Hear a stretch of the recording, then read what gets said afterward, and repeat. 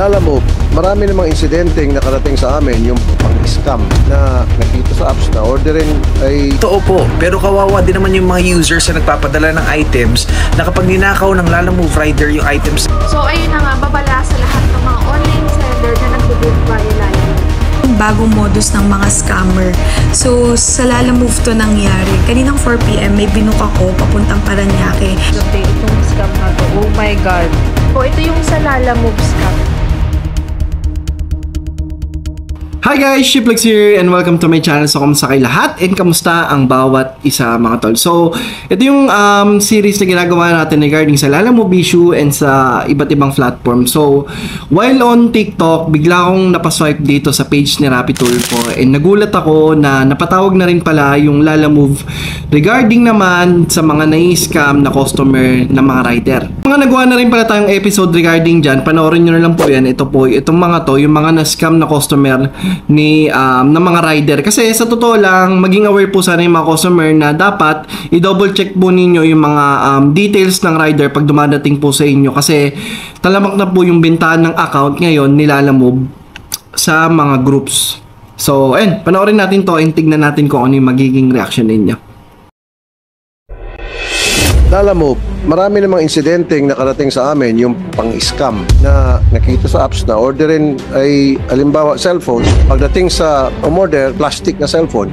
Kumbaga parang napalitan na. Meron naman pong redress mechanism po ang platform. So, ang mga kliyente po, ang mga nagpapadala po, may paraan po para maghain ng reklamo laban po sa driver. So, natatanggap po namin yung reports kapag ka po nai-report sa amin ng mga user. Matagal yon. Gusto ko proactive. Gawa kayo ng paraan na para hindi mangyari ito. Ito pong mga rekomendasyon po na binigay nyo sa amin ngayon ay ibabahagi po namin sa panig po namin para mai-introduce din po namin sa polisiya namin.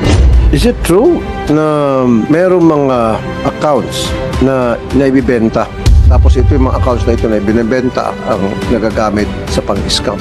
Mr. Chair, meron na pong mga nakarating sa amin nga po na report na iba po yung nakarehistro sa plataforma, Right. iba po yung driver na dumadating. Kaya po nagkaroon po kami ng inisyatibo ngayon sa Lalamove. Nag-introduce po kami ng facial recognition technology sa driver's app para po kung halimbawa po napansin ng isang user na iba yung dumating na driver or iba yung sasakyan, pwede po nilang i-report sa amin at kami naman po, pinoprompt po namin yung driver na i-accomplish yung facial recognition. So ngayon po, yung team po namin na nag-handle ng rehistrasyon ng mga driver namin, kapag ka po nakita nila na iba po yung mukha ng driver na lumabas doon sa facial recognition prompt versus doon po sa photo na in-upload nila noong nagrehistro sila, automatic po na nababan po yung driver from the platform para po hindi na po nila magamit yung platform.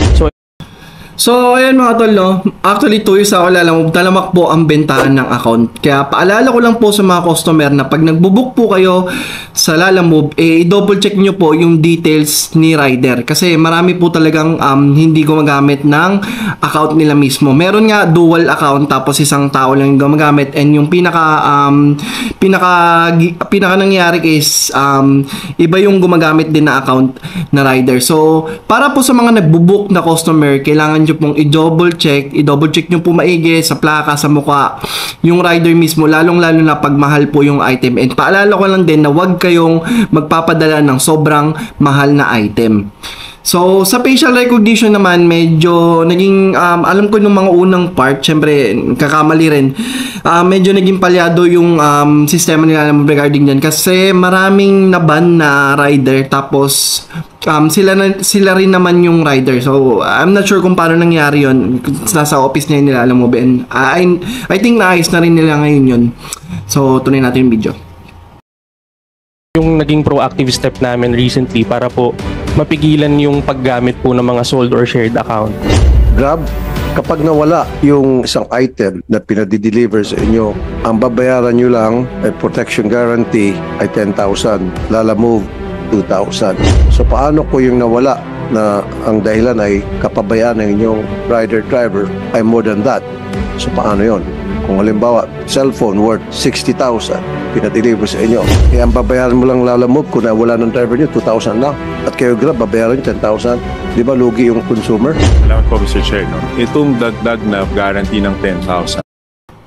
So, ayun, yun yung sinasabi ko sa inyo, yung mga customer sa inyo na wag po kayong magpapadala ng sobrang mahal na item dahil may case akong nabasa na wala talaga, yung customer parang nagpadala ata ng 10 or 11,000. Naging episode ko pala yan, 10 or 11,000 tapos ang may babalik lang sa kanya is 2,000 pesos. Kasi may nakikita ako nagbo-book laptop, cellphone. So, medyo tagilid tayo regarding dyan, no? So, ayun, wala natin video. Ay over and above po doon sa mandato na binigay sa atin ng batas. Case-to-case basis, in-escalate po at nakita natin based on our findings na may irregularities that are caused by the platform. Tayo po ay iimbestiga at titignan kung may nararapat po na additional compensation. So sa amin po, maganda na i-report po agad kung ganito po yung issues at hand. So ngayon po kung mapatunayan po natin na yung driver po, sa driver side po talaga yung may problema, doon po kami mas nagbibigay po ng konsiderasyon. Kaya po may mga pagkakataon po na lumalagpas po kami doon sa limit of limitation na in-stipulate din po namin sa terms and conditions. DTI, dito pala, ayun. So ano po yung regulation meron kayo tungkol dito sa insurance ng mga nawawalang gamit na pinadideliver ng mga customer sa Lalamove program? Honorable Chair, we do not have a policy when it comes to the insurance of missing items. We offer redress mechanism po in case po may mga ganong cases, Your Honor. You don't have? Policies. Why not? You're supposed to protect the consumer. We'll look into So kung wala kayong ganong policy, papabayaan nyo lang po itong mga companies na gumawa ng kanilang mga patakaran. Kaya nga, hindi uniform. Itong Grab 10, yung angkas, 2,000. Baka man may papasok bagong company, gagawa lang 50 pesos. Okay lang sa inyo yun. We will look into it. Ito yung sinasabi ko sa inyo na sana maging uniform na rin sana yung fare ni Lalamove. Kasi di ba sabi ni Rappi Tulpo na pag may nawalang item, kasi sa Lalamove 2,000 lang, sa Grab 10,000. And ang mas maiging magandang mangyari is maging uniform na yung mga bawat platforms. Like for example, yung cash ban ni na pag nawala yung customer, pwedeng 10,000 din dito sa kabilang app.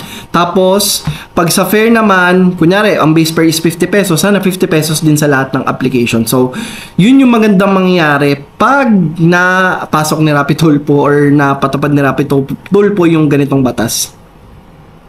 Honorable Chair, You should look at it years ago. Yes, Your Honor. But we enforce what's provided under the Consumer Act of the Philippines, which is the redress mechanism for the 3 Rs. No ma'am, kaya nga kaya nabuti na pag-usapan natin to dahil ngayon, holiday, maraming mga magpapadeliver ng mga gamit, etc.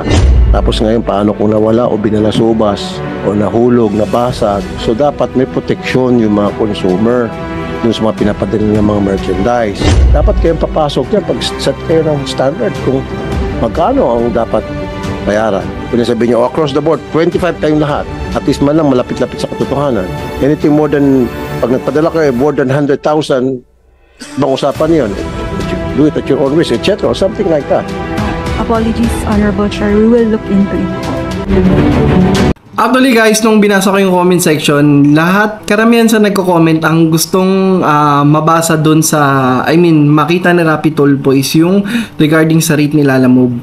Kasi itong video na to, or itong parang inupuan nila is para to sa mga customer ni Lalamove. And yun, siguro I hope na maging uniform na lang po sana yung fare regarding sa fare din, tapos regarding dun sa cash ban na pag nawalan yung customer.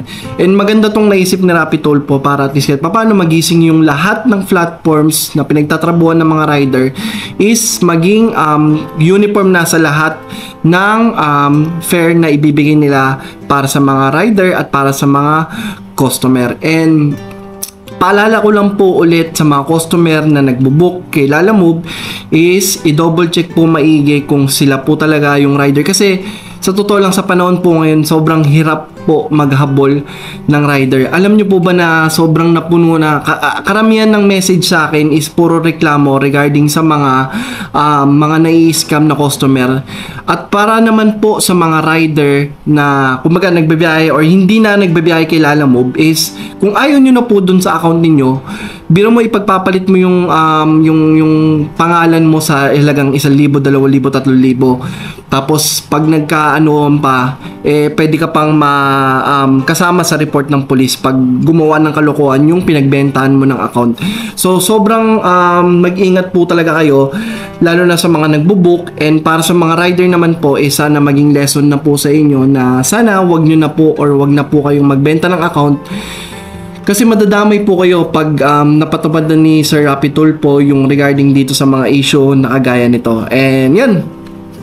And comment down below mga tol kung ano yung mga reaction video ninyo or yung mga reaction ninyo sa issue na to. And yun, abangan ko yung comment section na naman kasi dito ako natutuwa kasi pag may mga ganito tayong video, active na active yung mga yung mga viewers natin na nagigil, di ba?